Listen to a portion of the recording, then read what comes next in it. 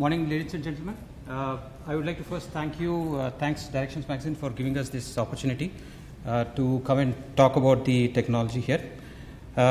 First of all,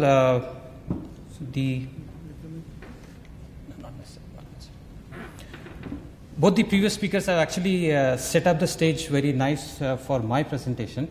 I am actually not going to talk about the UAVs or the payloads or the gimbals or maybe the rules and regulations, but I am actually coming onto the ground, and then I would like to actually show you the technology after the UAV captures some of those images and how we actually process and then create the usable maps and the information on the ground.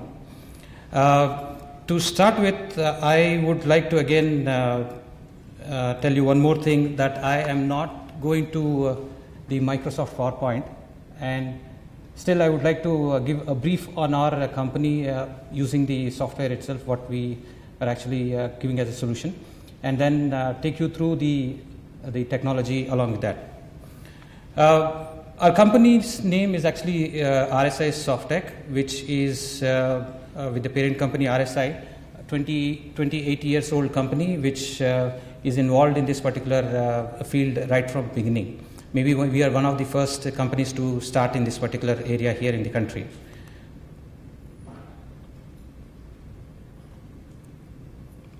So I'm going to talk about the UAV mapping, taking in the technology, and then how we are actually using the UAV information on the ground.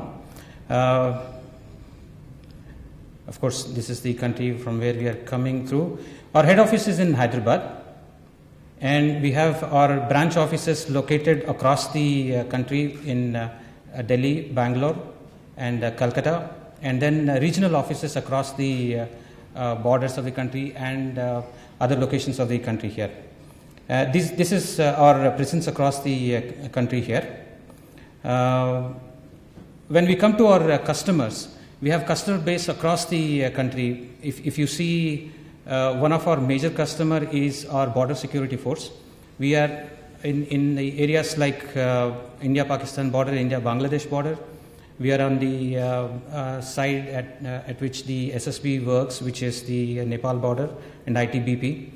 And in the internal security, we have CRPF actually using some of our solutions across the Naxal-infested areas there. So this is generally our spread. We also have solutions running across the world, across the globe. We have solutions running in Afghanistan. We have solutions running in UAE. Sometime back, we have even given solutions in the Algerian and Algerian defense there. This is just the brief background on our company. I would like to now straight away get into the technology here. The very first thing which I would like to talk about is once the imagery which has been captured by the UAV, how you would like to process that imagery, how would you actually create usable data out of the imagery. So I would talk about a particular technology here, which is the PhotoMesh technology from our products. To show you that, I would open some of the photographs which we have taken. As I'm actually using the live software, maybe I might click on one or two locations. If it crashes, not to worry, we are safe, we are not flying. So you need to bear with me. This is some of the photography which has been taken with a small UAV around a small temple. If you see the imagery here, this is one of the photographs. You can see the photography around that. So these are normal still pictures. So the imagery has come up like this. If you get into the original resolution of the picture, you would see the imagery in a 2D mode like this. Now, with this particular imagery in the system, we put it in the TerraBuilder PhotoMesh, which would create a group of photos which will automatically read the imagery, and it will identify based on the image EXIF header, the image information, the focal length of the camera, and then it will create a sort of a 3D around the area there. These are the control points which have been given for that particular area there. Once we give the control points, we get the photo locations, and then the tie points created automatically. Now the process what I'm actually showing right now to you, it has taken close to about 1.5 hours to generate this particular thing at this step. So this is already processed, so I'm actually showing you the process result here. So the captured images are right around here. You can see how the image has been captured around that, the actual positions on the XYZ directions there. And then the points which are there here, these are the points which are the tie points which are matched between the overlapping photographs there. So once you have this kind of a data, from here we can actually generate very high dense surface model, and then from that surface model we can create LiDAR-like point cloud, and then you can generate a tin out of that by combining the tin and matching with the texture around the ortho of the tin there. You can actually create a 3D model out of that. So this process, once it is done, you will be able to see the result coming up in this particular fashion here. This particular mandir is actually off the Mumbai Panvel area here. So I'm closing into the area here. You can actually see the result coming out of the system here. No human intervention. The images are actually processed by the software directly, and then you would get the 3D something like this.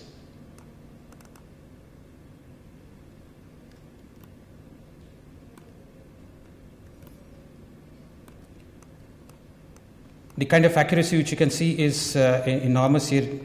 The dome which we have actually seen in a 2D mode, you can actually see that in a 3D. Nicely created. Even the architectural details are very nicely captured here. And what we are seeing here, once you have created this kind of a data, you can actually do quite a lot of analysis on top of that. I will show you some of those analysis techniques after this particular demo. But very quickly, let us do a measurement on this particular dome here. So what we are seeing here is roughly about 1.09 meters and then a height of close to about 19 meters here. You can actually see the measurements which are coming up in the 3D mode here. So you can actually do precise measurements here. So when we are actually seeing here 1 meter is so clearly visible here.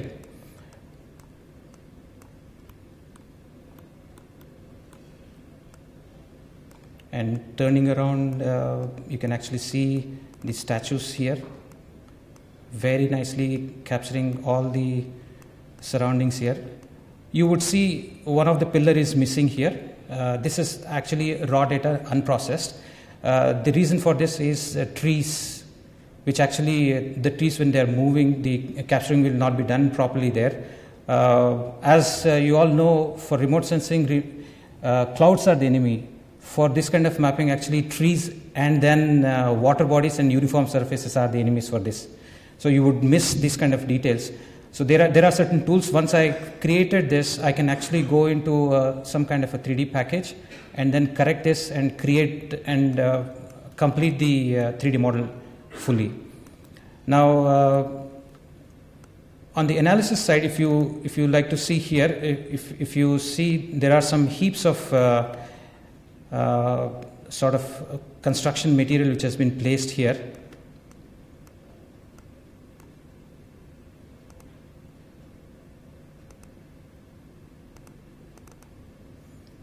As you can see here, the heap is quite large here. We can very clearly see. If you would like to measure the volume of that, maybe now the people are actually in the other countries, they are effectively using this for mining activities. So if the pileup comes out, they can actually draw on top of that and then draw a particular polygon and then identify the area there and then come up with the volume estimate for that local area there. So you can click on the volume estimation here and it will give us how much of cubic meters or cubic square meters of the area which is available there in the pileup which is there here.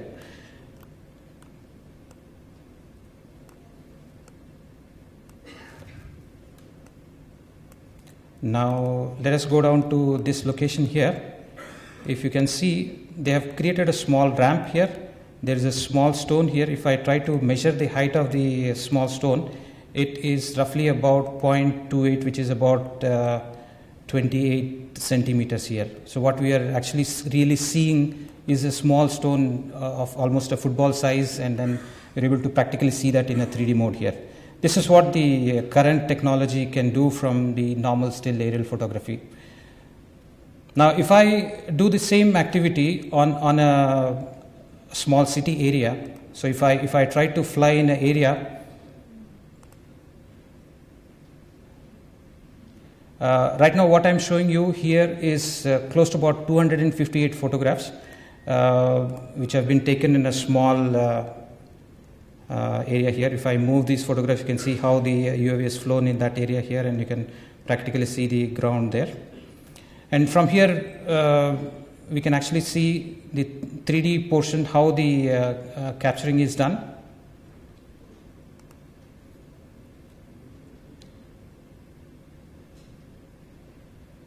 You can check up the spatial calibration here.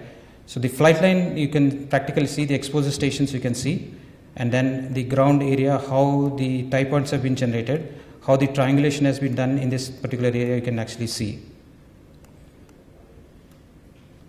So you can, from the UAV, you can pick up all this data from the ephemeral information. You can first gather the relative orientation and create the model. After this, you can put the control points on the block, and then you can generate a 3D model out of that. Let us see the result from this one also.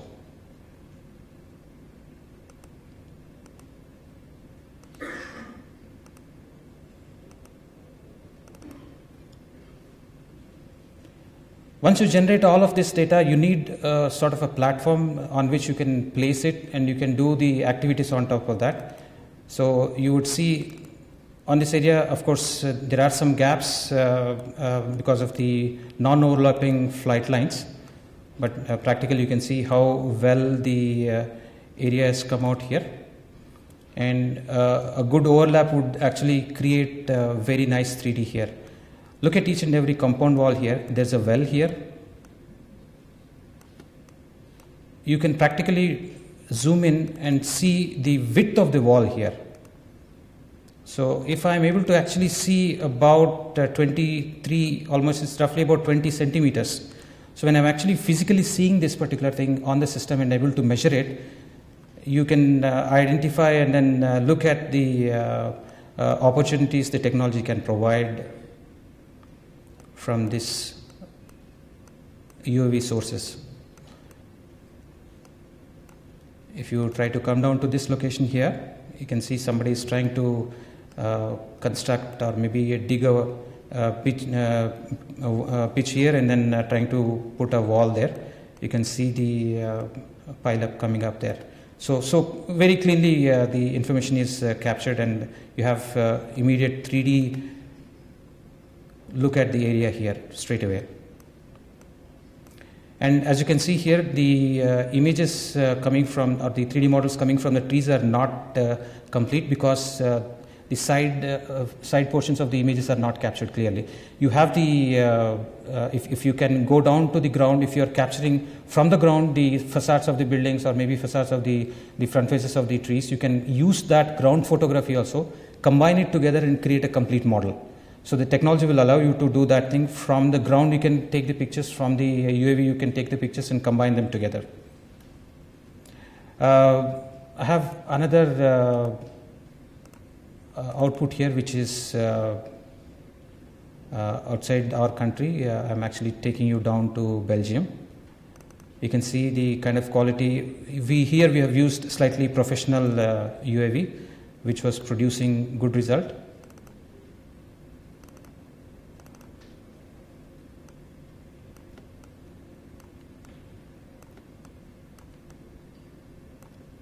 Now once you have this kind of data here, you can come down and then practically see and measure. You can see the footpath of this area here. I can come up and then click on this and identify what is the height. So the height is roughly about 5.29 meters. So ideal for any municipality or agencies working in urban areas to identify, use it for taxation purpose, or any other urban area management here. Then I can even go down to a particular window here and measure what is the width of the window here. It's about 1.6 meters here.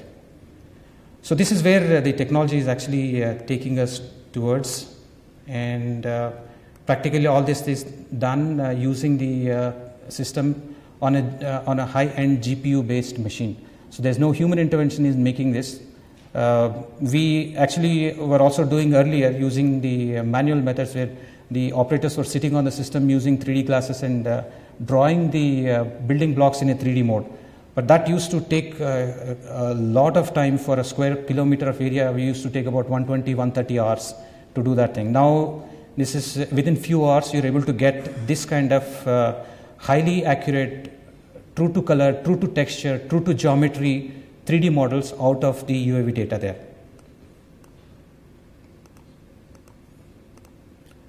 In what other ways we can actually use the data here? I'm now actually taking you to Paris here.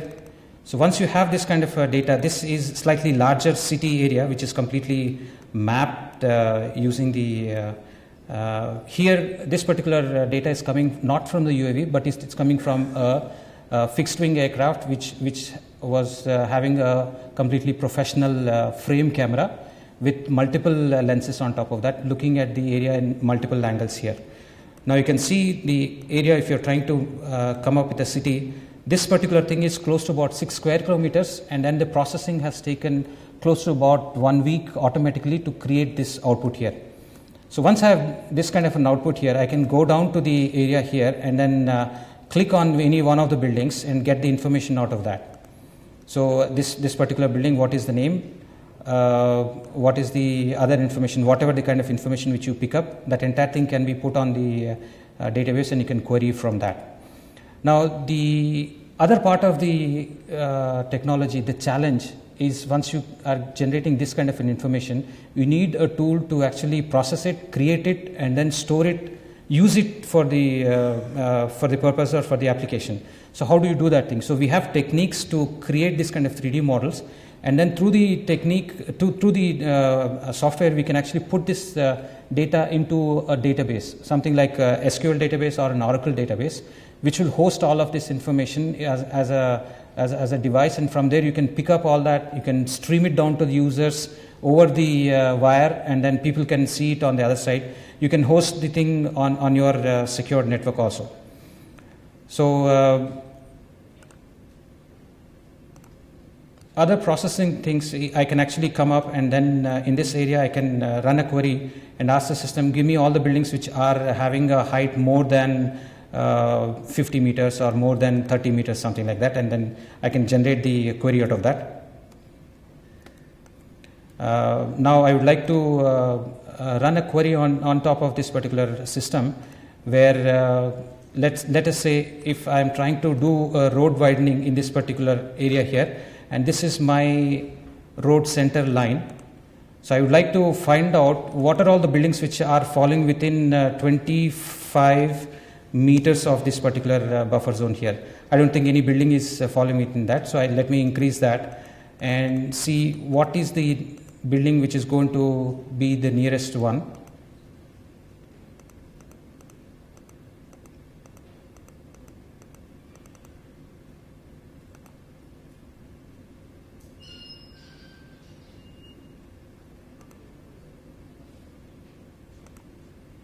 Let me draw the center line again.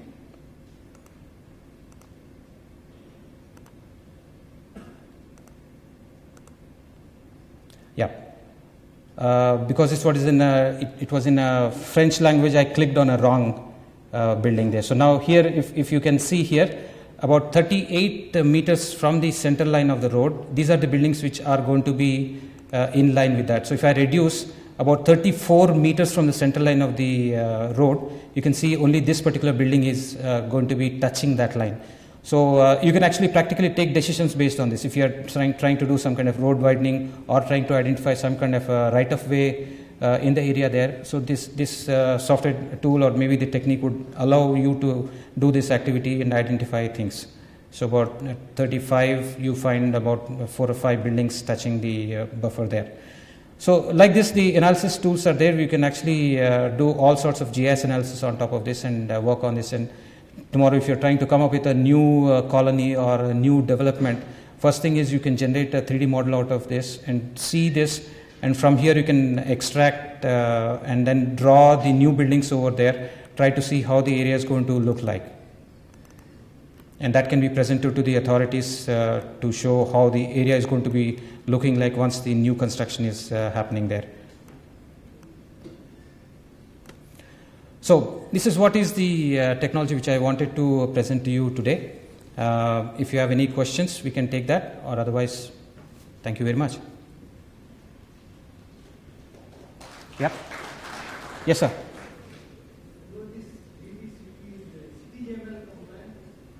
Yes, sir. The outputs can be CityGML compatible, Collada compatible, KML compatible. And you can also stream them over the OGC services also, sir. Thank you very much.